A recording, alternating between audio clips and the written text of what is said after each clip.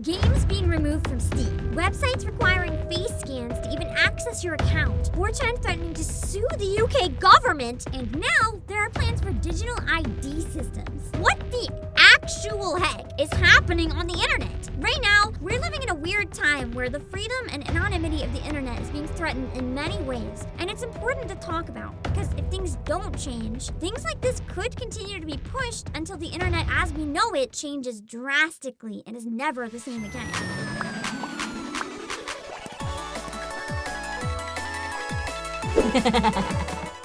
One of the first things in recent memory that jolted many online communities to attention is an online campaign being pushed by Collective Shout. Collective Shout is demanding the removal of adult video games, saying that they encourage violence and exploitation of women. Despite the fact that, video games are fictional and both men and women are sexualized in games because Gooner's gonna goon. Source, I only want games with sexy characters.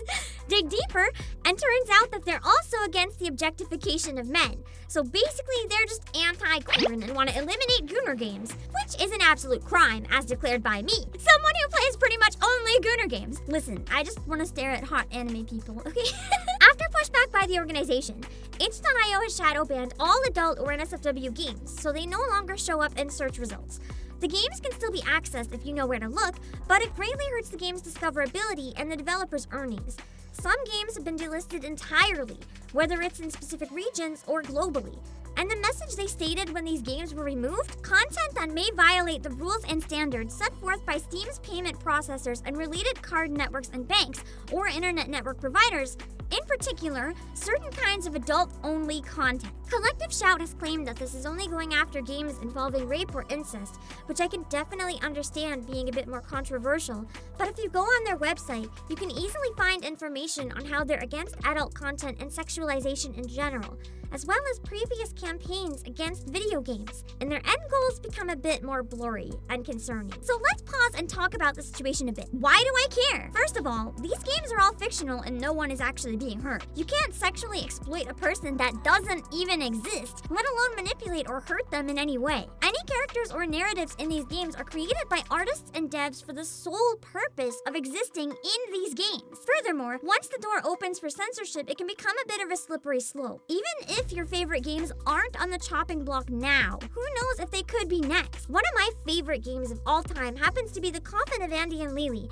which does have incest as one of its main themes, but the narrative is incredibly well written and the character writing is fun to read. Sure, it's dark and uncomfortable, but that's the point! Not everything is made to make you comfortable. It was ruthlessly attacked online recently to the point that the original creator was doxxed and basically went into hiding, when it's genuinely a wonderful game that's just not for everyone. Another of my recent favorite games, Mouthwashing, has themes of rape, but the writing does a great job of showing how horrifying the situation is, not encouraging it. Furthermore, I feel it's quite hypocritical when the same company wrote a positive review on Cuties, a movie that exploited actual children to prove its point. The characters in these games don't exist, but the actors playing the children and Cuties who were forced to act in provocative ways and wear provocative things on camera very much are real and will have to live with the experience for the rest of their lives. They were way too young to consent. And even if the movie is trying to make you uncomfortable and think about things like that, it's using real children to do so, which is not okay in any way whatsoever. But let's go beyond these simple games. If the censorship is successful, who's to say how far the snowball will roll? It may not stop at adult games or even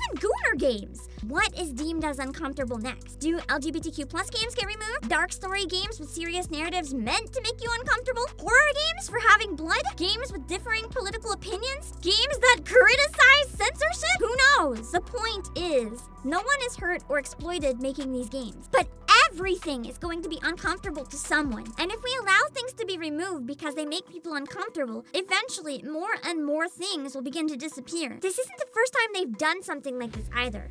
In fact, over a decade ago in 2014, this same group campaigned against GTA 5, trying to get the game banned because it's a game that encourages brutally murdering women. And they actually succeeded in getting it banned in certain stores locally. Well, yeah, a lot of people use GTA to commit brutal murder, but GTA encourages brutally murdering everyone. It's just a game, and no one thinks it's okay to do the things in GTA in reality. I mean, I'm not gonna go pick up random mushrooms and jump on turtles after playing Mario. Super Mario in real life. Spaghetti! set out on a journey kidnapping stray animals after playing Pokemon. If someone's separation of fiction and reality is weak enough that they think GTA represents a healthy way to exist in reality, they probably need some help in the first place. And even if you want to argue that the game is unethical because it trivializes these things, so do many mainstream movies, songs, and series, but you don't really see people attacking those to the same extent. In 2018, a similar campaign ran attacking Detroit Become Human because of an abusive scene where a man beat his daughter to death, despite the perpetrator being portrayed as a terrible person and the abuse as bad. There's a difference between media encouraging something and having dark content that is portrayed as something awful because, it is awful. And pretty much most fictional media includes some degree of awful. Villains are not good people. And that's the entire point. And sometimes it's the darkest, most awful scenes that really get us thinking about important things or seeing things in a new light. Perhaps one of the most bizarre examples outside of gaming was a campaign in 2017 Collective Shout campaigned against 50 Shades of Grey, a BDSM series enjoyed primarily by women, saying it's demeaning to women and encourages abuse, when the film and book were clearly made for people with a certain kink in the first place to live out their fantasies.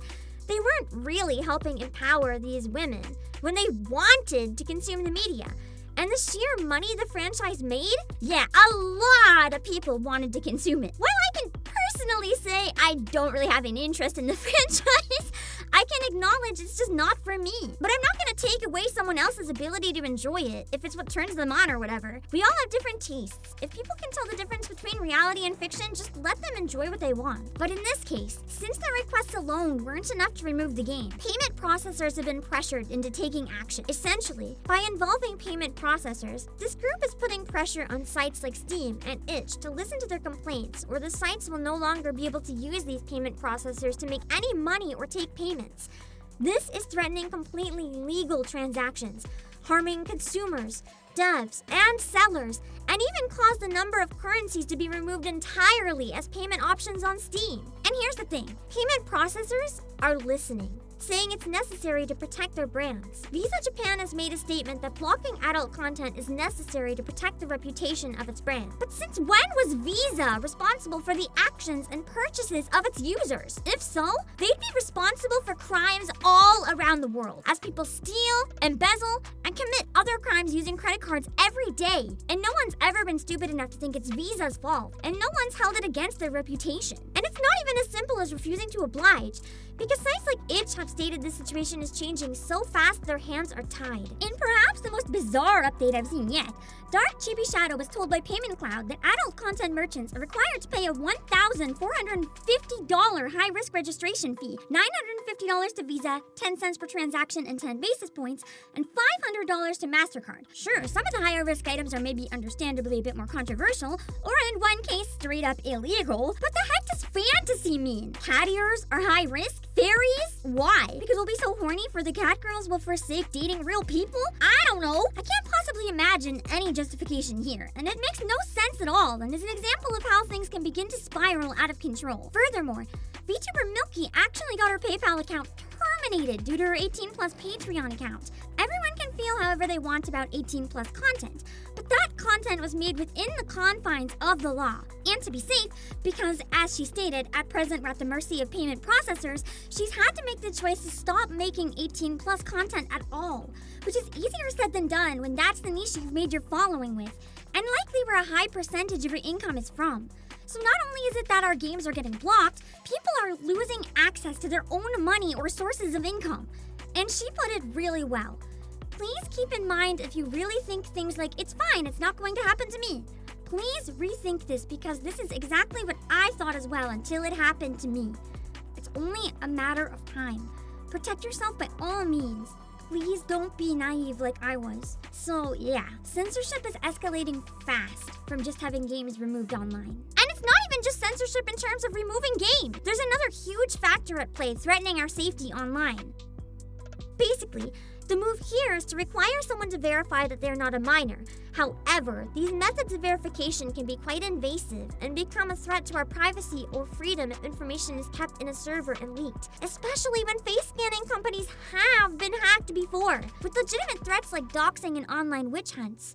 Having personal information or images connected to online activity is a terrifying thought, where you can be attacked ruthlessly for even harmless actions. I can understand how it would help monitor crime under certain circumstances, but I'm not so sure this is worth the number of ways it can be abused, including similar snowballs to censorship, where more and more content is seen as problematic or adult for whatever reason. The most heinous part of this entire conversation is that it is being done under the guise of protecting minors. And before anyone says anything, let me start right away by saying that I'm not advocating for minors to have free access to adult spaces or content. What we're doing right now isn't any kind of actual fix that'll have tangible results. And using protect the children as a clear thing that any sane person can't argue against as an excuse to hide real and concerning issues of privacy breaches and censorship is manipulative. You can say it's to protect the children, but how long until the political content you consume is being monitored and used against you? Or you're punished for disagreeing online with the actions of your local government, which under democracy is a literal right, and free speech becomes limited. Or your taste in adult content is leaked and used to blackmail you. Or even worse, your face scan is stolen and used to make a deepfake, and that is used to frame you for some sort of illegal activity. And speaking of AI, most of these face scans use AI technology to determine if the face they're scanning is an adult or a minor. They don't actually match it to you or a real person. They just judge based on your facial features. There's a reason that people are carded when buying booze. Not everyone looks their age. So by having sites rely on AI facial scanning, we're locking young-looking adults out of sites they should rightfully be able to access,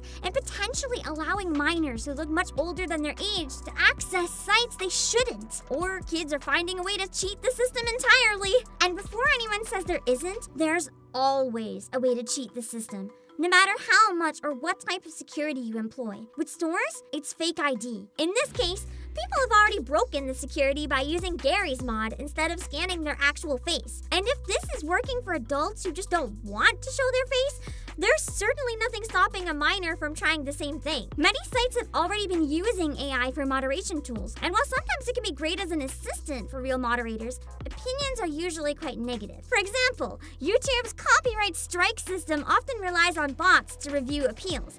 As they receive so many, even though people only have one try to appeal a wrongful strike. I can vouch, as this happened to me personally, and I had a clear explanation that any human would understand as to why my copyright strike was incorrect. Music from a battle scene in a game where the creators were encouraging streaming, yet my appeal was denied, and YouTube's manual review determined that I had stolen content and broken their rules. It's also not just porn that's being blocked and deemed as adult content, but domestic abuse and LGBTQ+ resources are also being blocked, as they can be associated with adult content under certain circumstances. This is more likely to actually hurt someone than someone playing a fictional game, because now real children dealing with real abuse might not be able to find the resources they need to be safe. And these aren't people feeling uncomfortable about someone's hobby.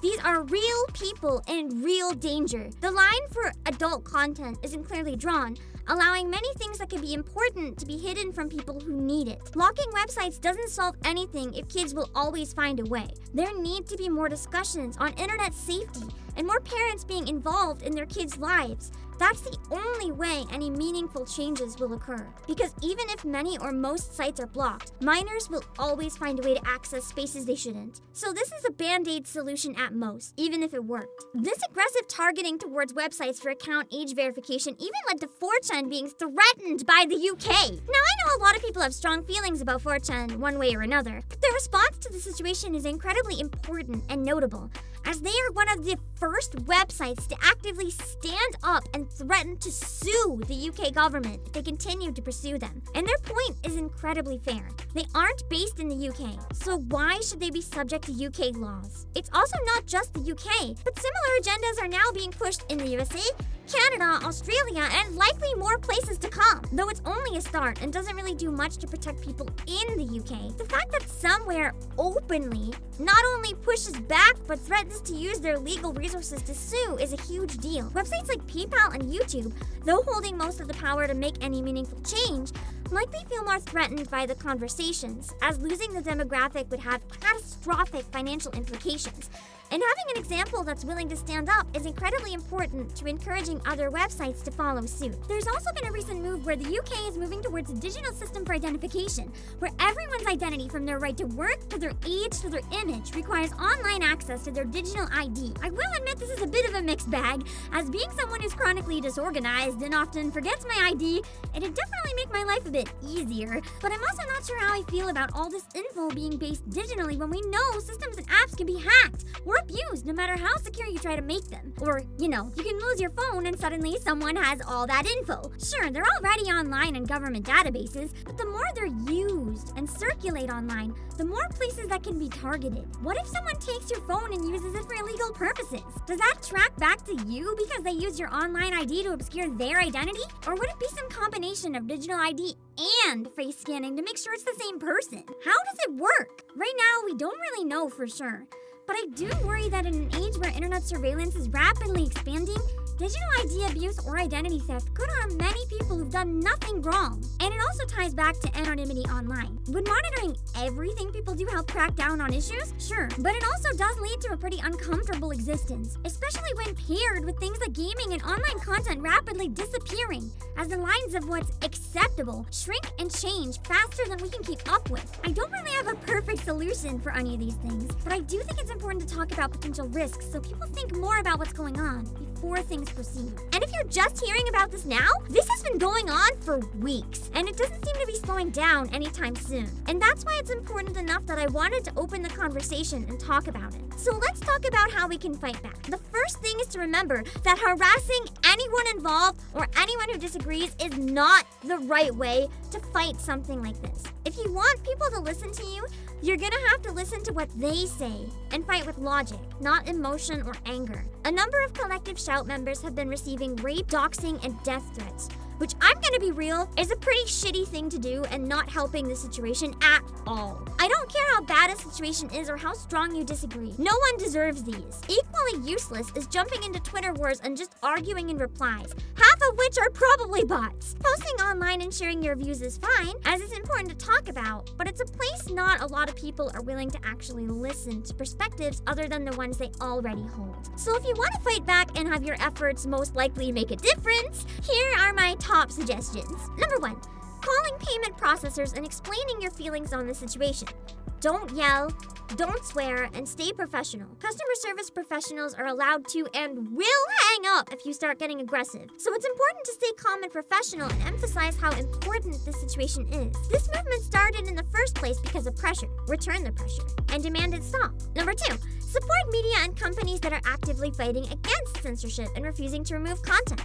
For games, Just is a great example, as they've actively offered to host anyone whose content has been removed from other platforms due to censorship and reassured audiences that they want to be a platform where devs can host their games in their truest form without compromising their artistic vision. In terms of anime, a great website to support is a newer streaming service called Ocean Vale that unashamedly hosts both censored and uncensored versions of not safe for work anime, providing a legal source for more adult and niche shows that many other platforms wouldn't dare host. And if you sign up for Ocean Vale, you may just hear a very familiar voice in the English dub of Isekai Once in Paradise. And they're currently airing a controversial NSFW anime based on the critically acclaimed visual novel Nukitas, which is as controversial as it is thought-provoking. Though not on Ocean Vale, if you're looking for something a little more toned down but still equally unashamed about its vision, you can check out the newest season of Panty and Stocking available on Amazon Prime. Number 3. According to an AMA from digital rights activists on Reddit, petitions are also a great way to show support and actually create change. So it's good to stay aware of the situation and stay involved if you can. Number 4. And of course, the most important way is to understand that everyone comes from different perspectives. People on both sides of this conversation have strong opinions, and if you want people to understand yours, you need to take time to listen to theirs. Use facts, raise concerns, and open the conversation. Don't make someone double down by being aggressive and shutting out their opinion entirely. Have a productive conversation, and maybe more people will come to understand that not everything is always what it seems. And right now, there are some genuine concerns. And for now, we wait and see how things play out. We do what we can and hope they don't escalate.